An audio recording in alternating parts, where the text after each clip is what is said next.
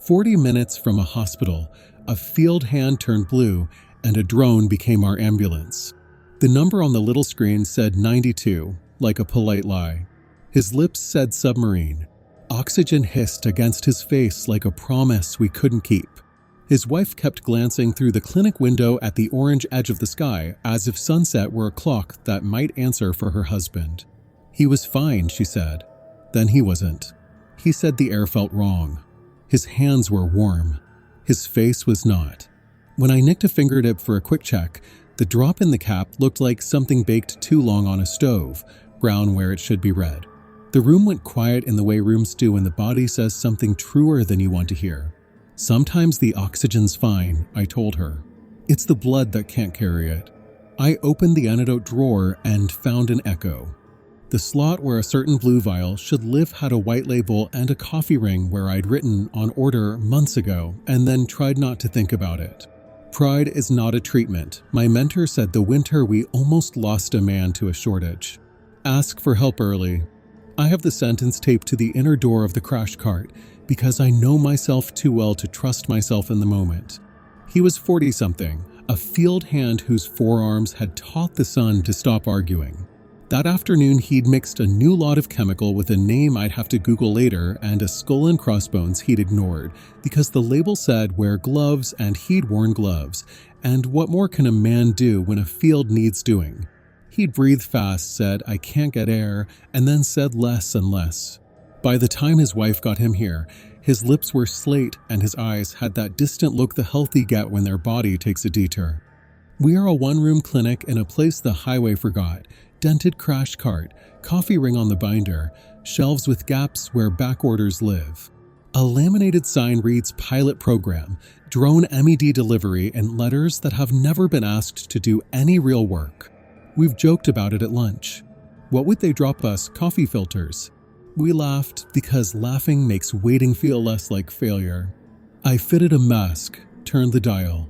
Oxygen slid into the room with a hiss like rain through a screen door. I hung fluids and found the vein on my first attempt because sometimes small mercies arrive early. He stared at the ceiling and fumbled for the word for ceiling. His wife took his hand and did not let go. "You're breathing plenty," I told him, "but your blood may be carrying the oxygen like it's a rumor, not a promise." "Is that a thing?" she asked, and I nodded because naming a monster makes it smaller even when it doesn't make it nicer. "It is," I said.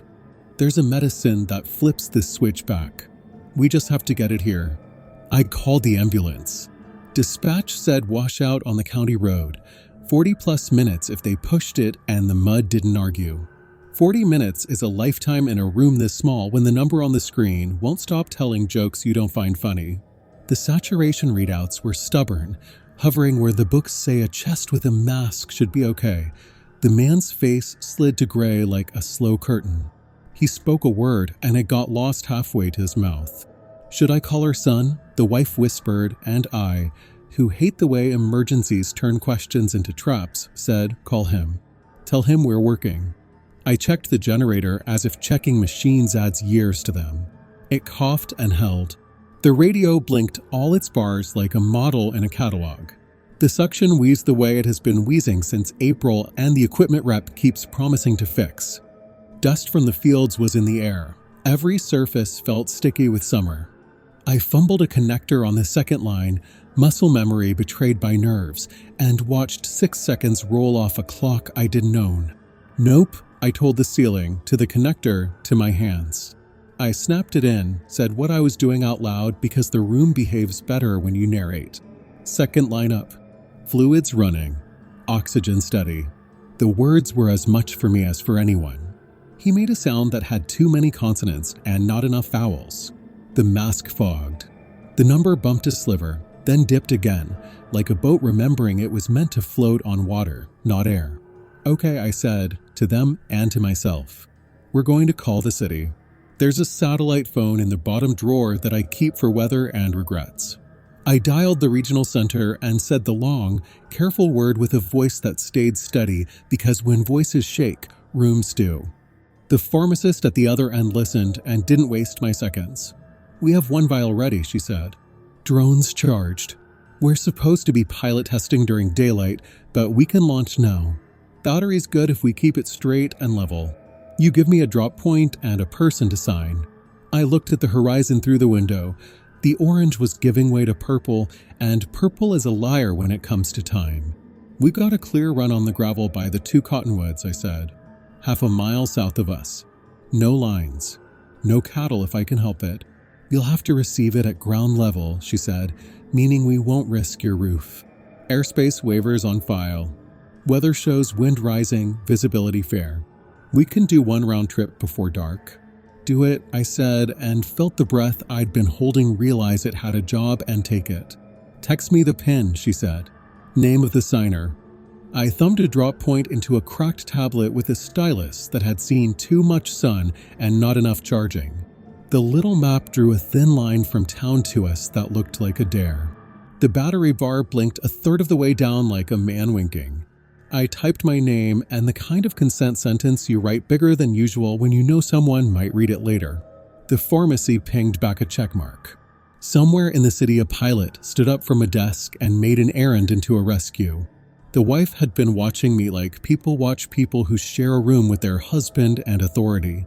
"What are we doing?" she asked, which is different from "what are you doing" in a way love makes clear. "We think this is a kind of poison that tells his blood to carry oxygen the wrong way," I said. "There's a blue medicine that flips it back. It's not here. The hospital's sending it by drone. If we start it, he should pink up. If we don't, the air in the room won't matter." "Will it hurt him?" she asked, because mothers and wives learn that one first. "It's the key to the door," I said, and because that was about as pretty as I allow myself to sound, I added, "We'll watch him like it's the first day he came into this world." She signed with a hand that shook and didn't apologize. I called the pilot. Her voice had the careful brightness of someone who wants you to know she's not brave so much as practiced. "You'll hear me before you see me," she said. "We'll drop to knee height, tethered capsule. It'll release when our sensor says your ground is ground. You'll sign with the stylus in the package. Don't reach for the bird. She'll be skittish." "What if a coyote gets it?" The receptionist asked from the doorway, because our county is the sort of place where that's not a joke. "You'll hear me," the pilot said again, and I believed her because sometimes you choose to believe a stranger simply to give yourself a future. The radio hiccuped and then remembered how to be useful. The porch light flickered and chose to stay lit. The generator coughed once more, in a tone I've come to think of as its opinion being noted. Wind threw dust down the road so that sunset looked less like a painting and more like a dirty window. The number on the screen tried optimism, which I did not trust. He took 1 breath that looked braver and then 2 that didn't. He was awake without being there. The body has an uncanny way of ghosting itself when too many dials turn the wrong way. His wife looked at me and then at the horizon, caught between the person and the sky. I told her to look at me. She did. I pretended I had all the time in the world on my side. The city pharmacist did not pretend. "There's 1 vial on the shelf," she said into our line. "We'll reorder, but the supplier is weird about overnight.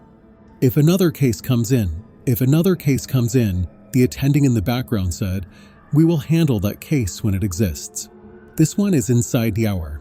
The pharmacist didn't argue because arguing turtles seconds, and none of us wanted to watch any more seconds crawl away.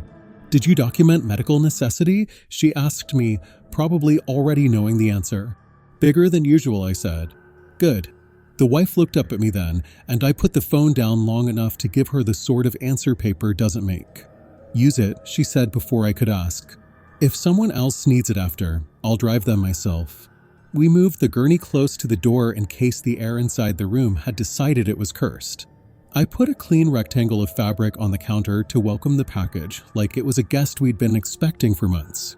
My colleague wiped the dust off the sill and then wiped it again even though the dust had come to stay. "Tell the boy to meet us in town," the wife said into her phone, which had been mostly silent until that moment. "Tell him they're sending medicine through the sky." She listened, nodded, hung up, ate a sentence and didn't say it aloud. The drone program brochure is tacked to our bulletin board at eye level. There's a stock photo of a white quadcopter against a blue sky and a bullet list that says things like shorten time to Antidote and bridge the distance. We'd pinned it beside a flyer for the county fair. I'd looked at it a dozen times and thought sure. Standing in that tiny room, listening for a sound from the sky, I thought something else. Please. I stepped outside and the summer air grabbed the fabric of my scrub top like an older cousin at a cookout, playful and too strong. The gravel road smelled like rain that hadn't decided yet. Crickets carried on with their sermon in the ditch. The cottonwoods down the way held their breath.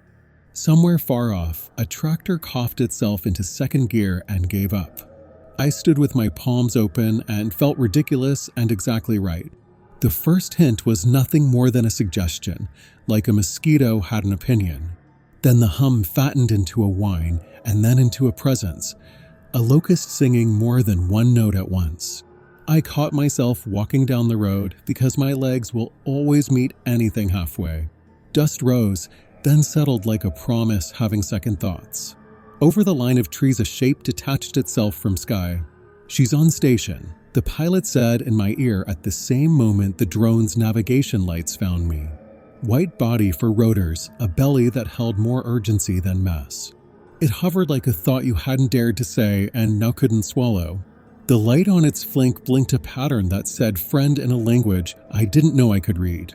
It lowered until my breath stirred in its downdraft and little whirlwinds of dust wrote cursive around my shoes. A bright capsule on a thin tether dropped from its center and tested the air like a cautious animal. The cottonwoods didn't murmur. The road opened its hands. Knee-height, the capsule sensed gravel and relaxed. The tether slackened with a dignity I planned to pursue in my old age. Touchdown, the pilot said. Release. The capsule unhooked itself and sat at my feet like a gift you didn't think you deserved and would never forget. I signed the little glass square with a stylus that shook and would have embarrassed me 2 hours earlier. I tucked the capsule into the crook of my arm like a baby on a winter street and ran. The drone lifted and swept away on a line straight for the place on the map where someone had loved a bar into blinking the right color. Inside the clinic door, the wife stood like a person who has been practicing not to pray and had run out of other verbs. Her husband made the same small scraping noise his breath had been making for an hour, which I had only now realized sounded like weight. My colleague held the clean rectangle ready. The suction wheezed for attention. The generator swallowed a cough.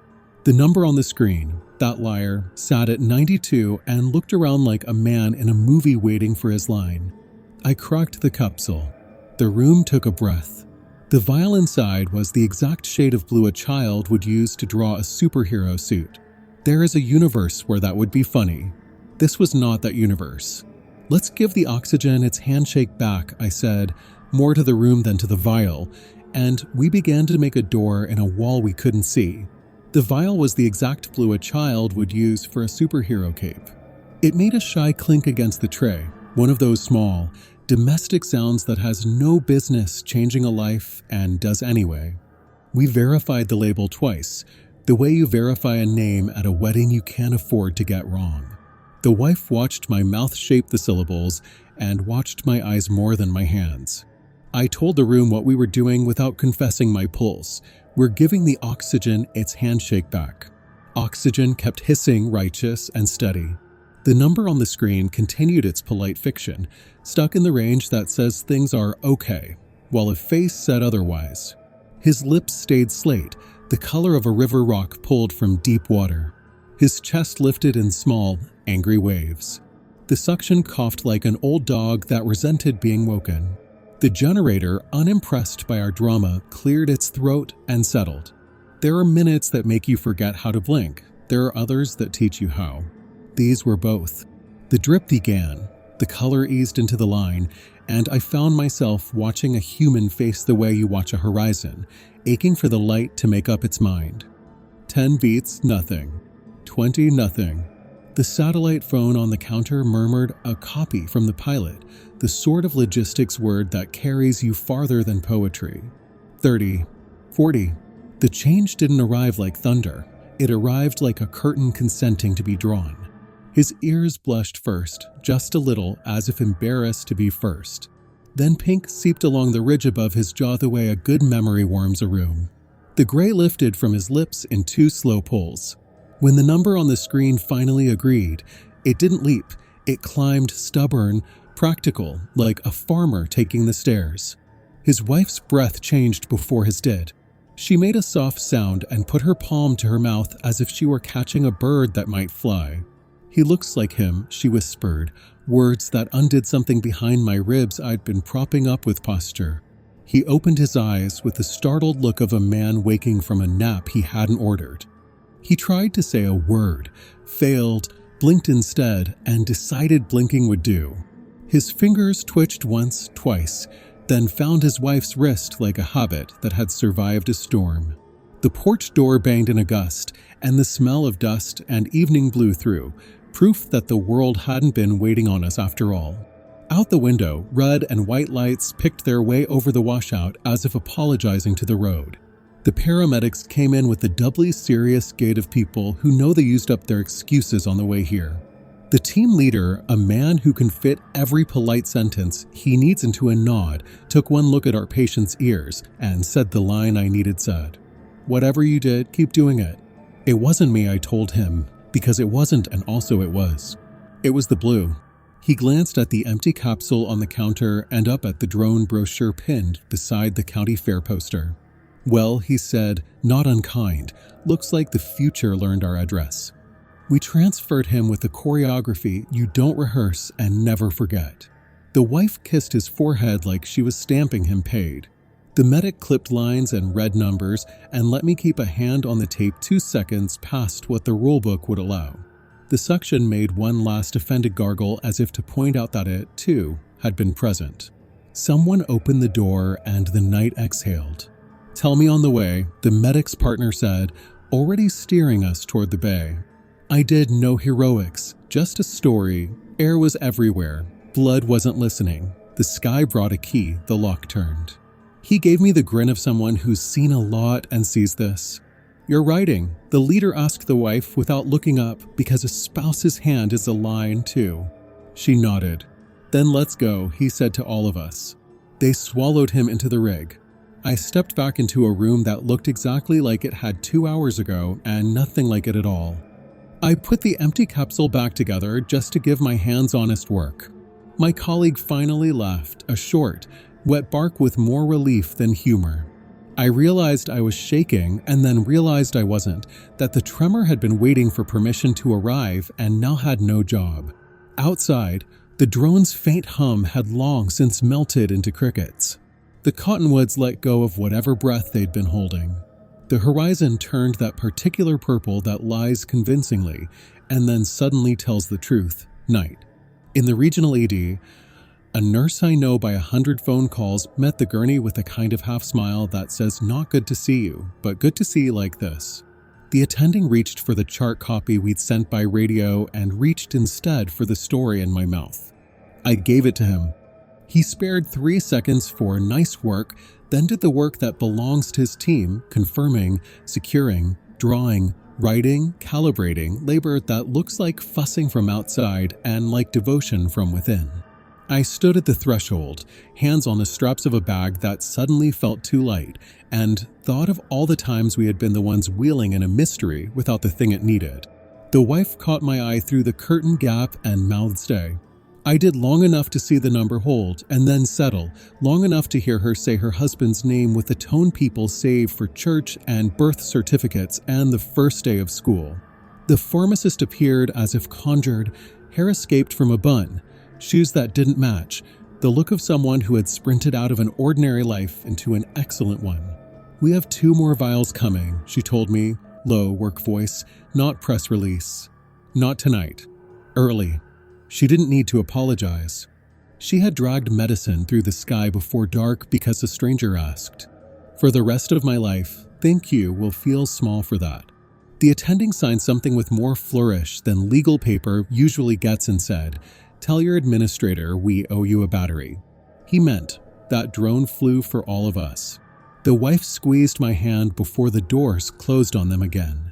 "I'll bring him back," she said, which is not a promise we should ever ask people to make, and sometimes they make it anyway because gratitude likes to be a verb. On the drive back, the night made a road out of my headlights. In the passenger seat, the empty capsule took up more space than physics allows. I imagine coyotes reading the sky for food and ignoring delivery drones because the modern world smells wrong. I imagine the pilot logging her flight, first after-hours rural antidote drop, successful, then going home to a kitchen that didn't care and a cat that cared too much. At the clinic, the generator had grown smug. The porch light had found humility. Inside, we wrote the notes that become memory when memory gets questioned. I put the old section on the counter and wrote replace in letters so large they embarrassed me into ordering. My colleague opened the binder to the policy section that had grown dust like a crop and slid in a page with a title that will outlive our time here: Drone Meds, Call Early. Under it, in my mentor's script I carry in my head, I wrote, "Pride is not a treatment." We stood at the window longer than two people with full inboxes should, waiting for a sky that had given us exactly what we'd asked to keep giving. It didn't owe us another thing. I should have gone home. Instead, I cleaned the coffee ring off the Antidote drawer label like it mattered and put a fresh strip of tape where the blue would live next time. We'll keep one on the shelf. We'll keep a bird in the air. He came back days later under his own power, color in his cheeks, contrition in his jokes. Hospital gown traded for a flannel shirt that had seen more kitchens than fields since, because his wife had made executive decisions about no more work this week in a tone that admitted no motions from the floor. He brought a card, the grocery store kind that isn't quite right but is right enough. The handwriting inside was careful and too big for the lines. "I don't remember it," he said, "but she does." He looked at his wife. "She says you ran down the road like hell had a whistle." He grinned, then sobered.